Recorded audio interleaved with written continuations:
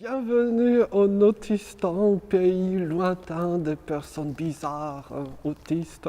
Ce n'est même pas sur la carte, ça devrait être par là, dans le blanc, là.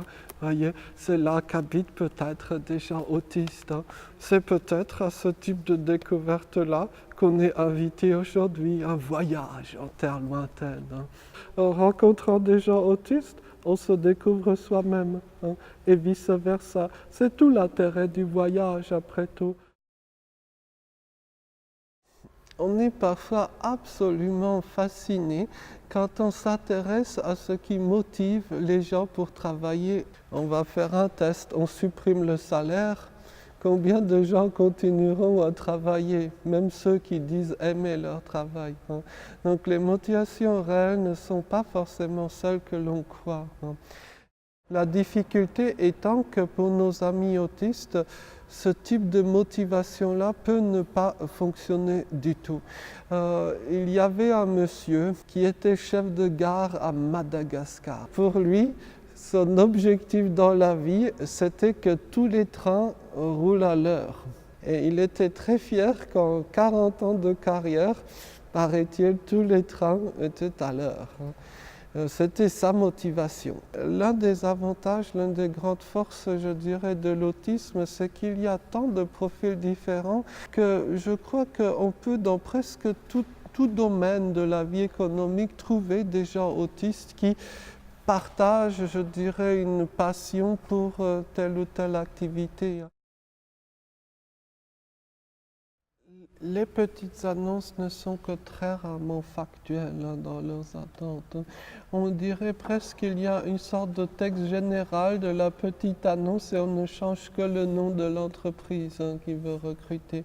Et ça, c'est véritablement un problème. La personne non autiste est censée être attirée par certains mots-clés comme par exemple perspective de carrière rapide, bonne rémunération, le fait d'être dans un groupe ou dans une société qui est bien cotée en termes d'image symbolique. Tous ces facteurs-là peuvent être inopérants par rapport à un candidat autiste.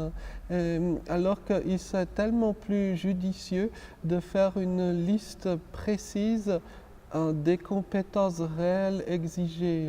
Si par exemple j'aime depuis mon enfance bricoler les mécanismes d'horlogerie, je peux être fasciné par une petite annonce qui reprendrait ces termes exacts. Par contre, une petite annonce du type horlogerie cherche vendeur polyvalent, excellent relationnel, là ce n'est plus possible. La lettre de motivation et le CV, fondamentalement, c'est un jeu de dupes. On sait très bien que la plus grande partie des CV, en tout cas la plus grande partie des CV retenus sont bidouillés. La personne autiste, en général, ne le fait pas. Pour plusieurs raisons. D'une part, parce que ce serait mentir. Et d'autre part, parce que la personne autiste n'a pas, on va dire en général, connaissance de toutes ces petites combines sociales. Et en tant que professionnel de l'autisme, on est parfois confronté à certains problèmes parce que d'une part, il faut apprendre à la personne autiste certaines de ces combines, mais surtout, on est parfois confronté au vif refus de la personne autiste de jouer ce type de jeu. Donc ce n'est pas qu'une question, on va dire, de non-connaissance, c'est aussi une question de refus d'une forme de malhonnêteté réelle ou perçue comme telle. Une personne autiste, par exemple, dans son CV, ne cherchera pas à maquiller les passages compliqués de sa vie. Par exemple, on trouvera très facilement sur un CV, je dirais spontané, de personnes autistes, langue pratiquée, anglais niveau scolaire. Il se trouve que l'auteur du CV est un petit génie en langue qui apprend n'importe quelle langue en quelques jours. Mais comme il a appris l'anglais à l'école, et en latin l'école c'est scola, donc il a un niveau scolaire en anglais. Il met ça sur son CV. Alors que la personne non autiste qui baragouine deux mots d'un anglais affreux mettra anglais bilingue. Voilà. Et tout est dit, tout fonctionne sur ce schéma-là. On entend souvent, y compris dans les publications techniques, que les gens autistes auraient des centres d'intérêt très limités ou alors restreints. Dans la vraie vie, je dois avouer que lorsque je rencontre des gens non autistes, je suis parfois absolument abasourdi en voyant la pauvreté de leur centre d'intérêt. Simplement, les centres d'intérêt de la personne autiste peuvent sortir un peu des standards connus. Toutes sortes d'activités de bricoleurs, de découvreurs, de génie, etc. Là, on peut trouver toutes sortes d'éléments, pour ainsi dire, autistiques. Si vous embauchez une personne autiste, inutile de surveiller si, par exemple, au lieu de travailler, il ou elle écoute Britney Spears, quoi. Et ça ne risque pas d'arriver. Dans l'idéal, il faudrait supprimer l'entretien d'embauche. À l'entretien d'embauche, on embauche une personne parce que, par exemple, elle a tel sourire, telle façon de serrer la main, etc. Alors que les compétences professionnelles réelles sont très différentes de ce qui est évalué là. Et pour nos amis, les personnes autistes, cela vire à un jeu de massacre. Dans le monde, on va dire anglo-saxon, l'employeur veut voir si vous êtes capable de faire ceci, cela, et vous pouvez donc vous retrouver très rapidement en situation. Et si la situation fonctionne, vous êtes embauché parfois dans l'heure. Ce système-là peut être beaucoup plus efficace pour les gens autistes qui sont souvent autodidactes. Il y a beaucoup de gens autodidactes dans le monde de l'autisme et ça ne veut pas dire qu'ils aient des connaissances au rabais, bien au contraire. Mais je suis convaincu que c'est par ces choses-là qu'on peut construire une société plus viable pour tous. Mais regardez, nous vivons dans une société où il y a beaucoup de règles non dites, non expliquées, non explicites, et vous devez les suivre. Mais pour cela, il faut les connaître, il faut les deviner. Lorsque une personne est porteuse d'autisme, elle ne connaît pas nécessairement toutes ces petites ou grandes règles sociales, notamment lorsqu'il y a des exceptions aux règles ou alors des cas particuliers. Ça, c'est extrêmement difficile de naviguer dans cet univers-là. Les personnes autistes peuvent avoir tendance à suivre scrupuleusement certaines règles. Par exemple, si vous dites qu'on boit un café à 11 heures ou on boit le café à 11 heures, pour une personne autiste, cela peut passer pour, par exemple, la règle inamovible de l'entreprise. Et précisément à 11h00, il faut boire un café. Autour de la machine à café, tous vos collègues commenceront à parler de leur week-end. Les récits de week-end, ça c'est un genre narratif extrêmement particulier. En tout cas, ces discours-là sont destinés à rendre les autres collègues jaloux. Et vous, pendant votre week-end, vous avez fait ce qui vous intéresse réellement. Par exemple, vous avez complété votre collection de bouteilles d'eau. Vous avez peut-être lu des livres, le 16e tome du manuel de morphosyntaxe du proto-élamite oriental, des choses absolument passionnantes.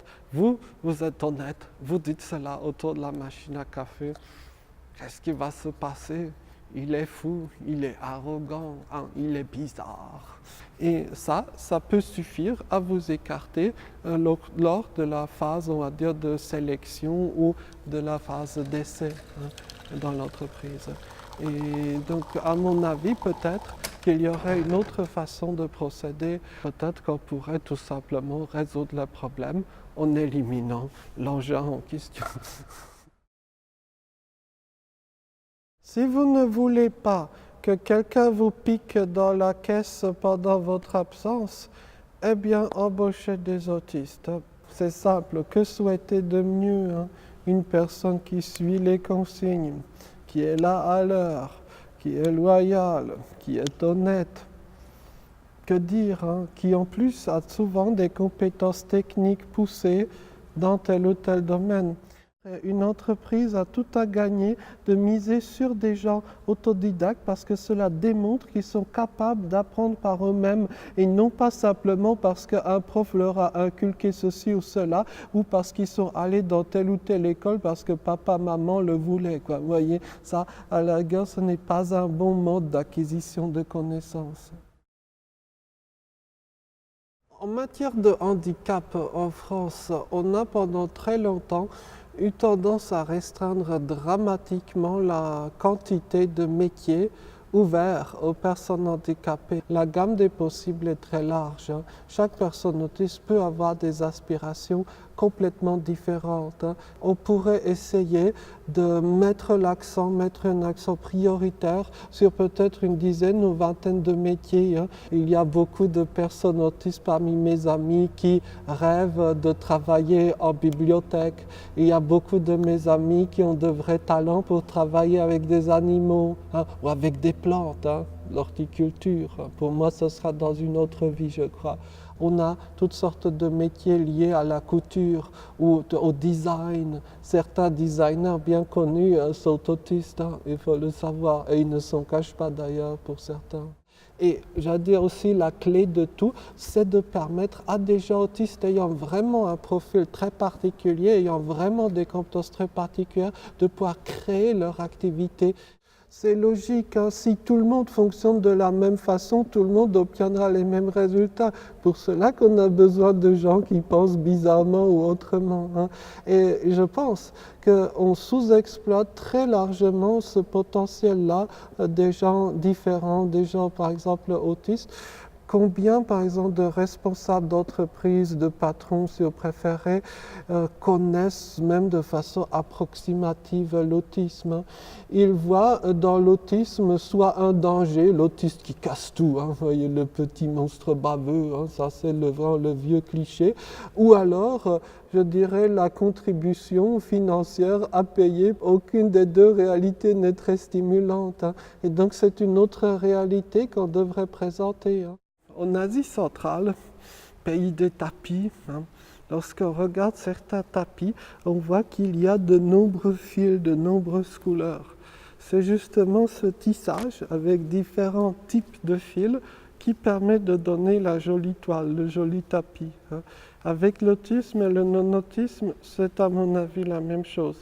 Pour avoir une pluralité de résultats, pour avoir du nouveau, on a besoin de croiser les perspectives, de multiplier les points de vue, hein. Et c'est cela, la coopération entre personnes autistes et non autistes qui peut le permettre. C'est ce qu'on appelle dans le jargon la neurodiversité, hein.